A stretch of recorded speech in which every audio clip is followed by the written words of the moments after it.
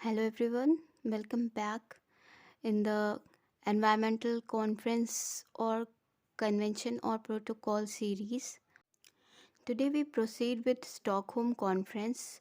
But उससे पहले thank you so much for your support and likes. Please keep liking and sharing it with your friends. That means a lot. So now we start with the Stockholm Conference 1972. इसका दूसरा नाम United Nation conference on human environment भी है। Stockholm conference को organise किया था United nation general assembly ने।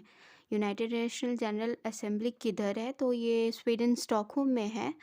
Okay, तो अगर इसको टाइमलाइन की बात किया जाए तो ये 5 to 16 जून तक चला था 1972 में। डोमिनेंट थीम की बात की जाए तो कंजर्वेशन ऑफ एनवायरनमेंट इसका थीम था। दैट इज़ पर्यावरण का संरक्षण करना। कॉमन प्रिंसिपल की बात की जाए तो inspire and guide people of the world in the preservation and enhancement of the human environment. Okay, तो इसमें क्या था, प्रिंसिपल इसका क्या था कि इंस्पायर करना है हमको और गाइड करना है लोगों को ऑल ओवर द वर्ल्ड कि हम अपने पर्यावरण को, हम अपने एनवायरनमेंट को कैसे प्रिजर्व करें और उसको प्रिजर्व करने के लिए हम क्या क्या काम कर सकते हैं, उसको एनहेंस कैसे कर सकते हैं।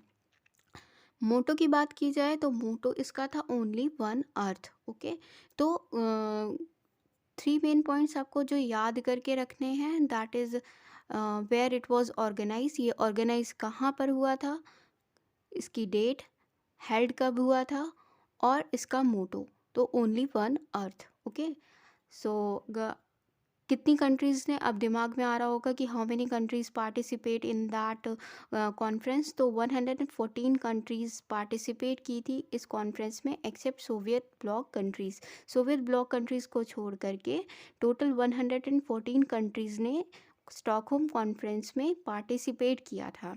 ओके, तो अब बोला जाए कि कैसे कंसर्न हुआ हमारे इस फर्स्ट एवर कॉन्फ्रेंस को, क्यों ज़रूरी समझा गया। तो 1960s में इंडस्ट्रियल ग्रोथ या इंडस्ट्रियल ओवरऑल प्रोडक्शन जो है वो अपने पीक पर था, अपने चरम सीमा पे था, और उस समय पर एनवायरनमेंट को या पर्यावरण को डिग्रेड किया जा रहा था विदाउट एनी कंसर्न।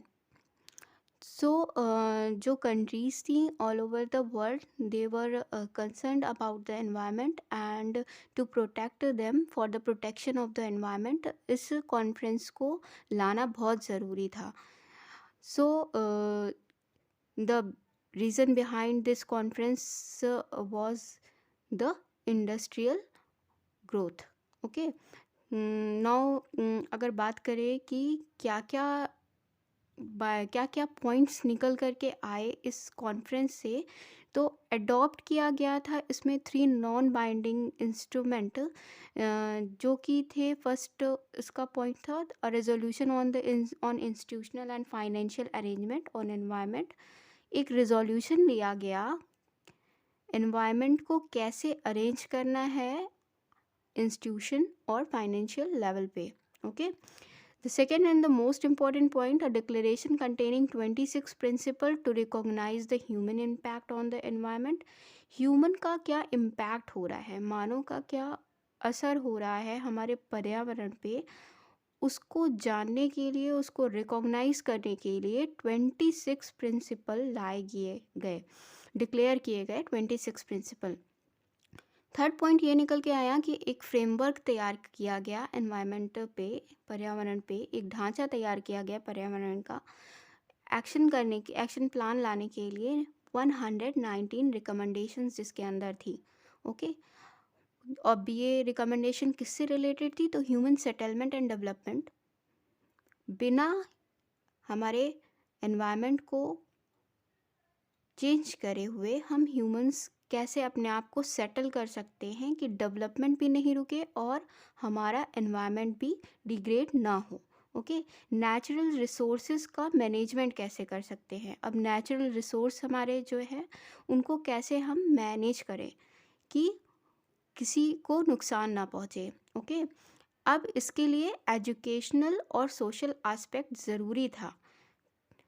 किस लिए? ह्यूमन पोल्यूशन, एनवायरमेंटल पोल्यूशन जो हो रहा था एट इंटरनेशनल लेवल, उसको कम कैसे करें, तो उसके लिए एजुकेशनल और सोशल एस्पेक्ट ज़रूरी था। तो these are the some main points that was related to the conference. Okay, so what we have to learn from this conference, that when it was organized, okay, where it was organized, and what is the motto of the conference, and what are the three non binding instrument.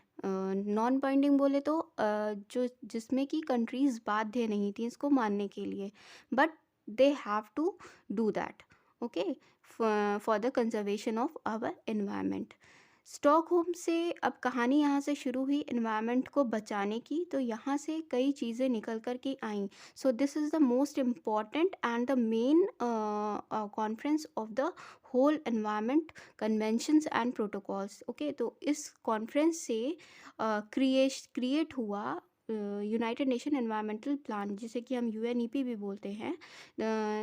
तो this point को भी याद करके रखना बहुत ज़रूरी है। UNEP came into existence in December 1972। Okay, सो इस UNEP पे फर्दर हम नेक्स्ट वीडियो में इस पे लेक्चर लेंगे और इसको समझेंगे, जानने की कोशिश करेंगे कि इसका क्या काम था और ये क्यों लाया गया, क्यों ज़रूरी था। I hope all of you get the point related to this conference, Stockholm conference और United Nation conference on human environment. तब तक के लिए थैंक यू सो मच।